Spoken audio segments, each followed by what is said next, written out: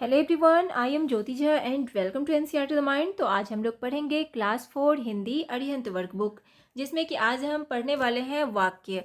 ठीक है, तो ये आपके एग्जाम में आने वाला है, तो कैसे बनाना है आपको इसका तैयारी करना पड़ेगा। तो ये है चैप्टर 7, आपके बुक में ही दिया हुआ है, अरिहंत के वर्कबुक में। आप पीछे साइड देखेंगे तो इसमें व्याकरण है, तो पीछे आपका चैप्टर 7 में आपको वाक्य मिल जाएगा। तो ये आपको तैयारी करना है, बनाना है।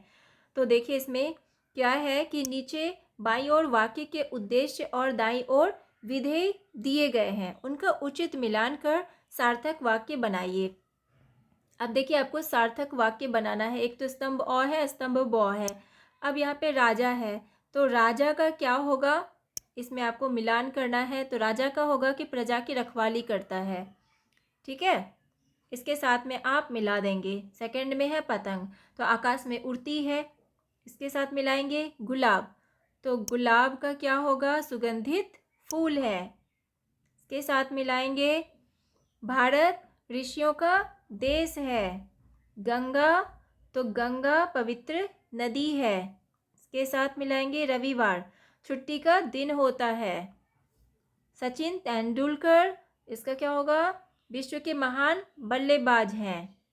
पुलिस ने चोर को पकड़ा। तो ये सारा आपको इस तरह से मिला लेना है।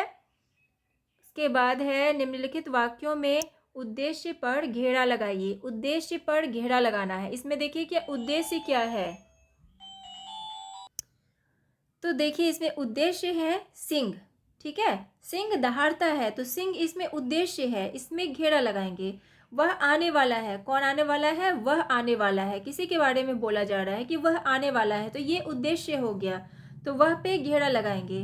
टहलना स्वास्थ्य के लिए अच्छा है, तो क्या है अच्छा, टहलना अच्छा है स्वास्थ्य के लिए, तो टहलना उद्देश्य है, इसमें हम घेरा लगाएंगे।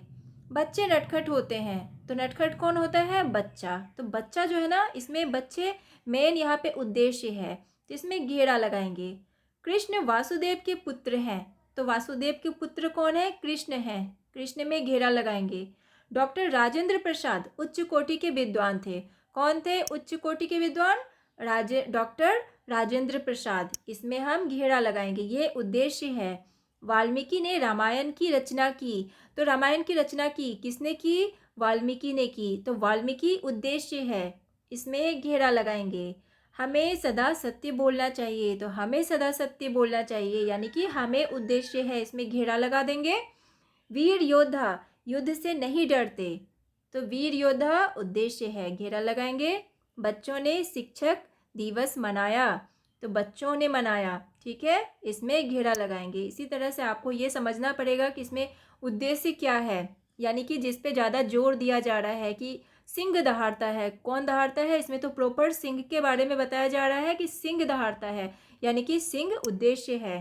तो ये आपको सोच के समझ के आपको एग्जाम में अगर पूछता है तो ये आपको लिखना पड़ेगा। ठीक है, उसके बाद है निम्नलिखित वाक्यों में से विधेय को छांट कर लिखिए। अब देखिए यहाँ पे विधेय लिखना है, वहाँ आपने उद्देश्य लिखा, अब यहाँ पे विधेय लिखना है।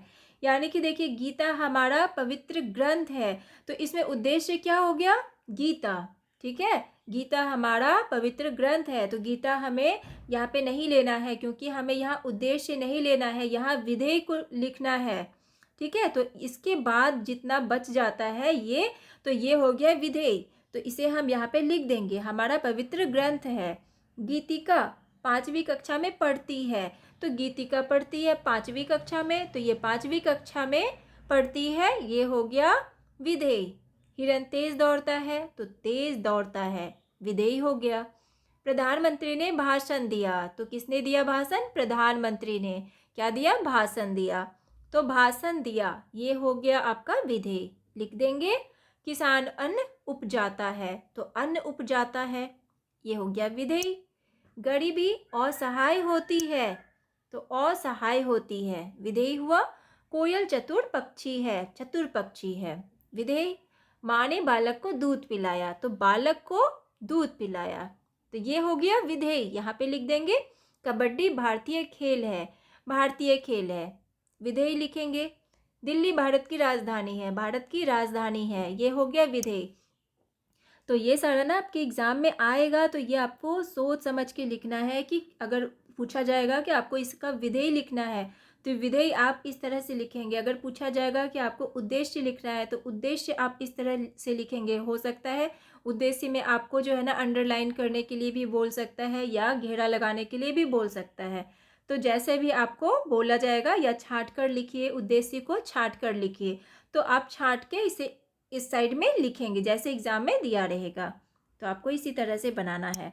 उसके बाद है उद्देश्य और विधेय के उपयुक्त मेल से बने सार्थक वाक्यों पर सही का निशान तथा अन्य पर गलत का निशान लगाइए। जो सार्थक वाक्य है, ठीक है, जैसे कि है चेतक राणा प्रताप का घोड़ा था, ठीक है। अब इसमें जो है ना उद्देश्य विधेय दोनों ही मिला हुआ है। अब जो सार्थक है यानी कि जो सही है, जिसका कोई मीनिंग निकल रहा है, उस पर आपको टिक लगाना है और जो गलत है उसमें क्रॉस करना है। तो ये सही है, इसमें हम टिक लगाएंगे।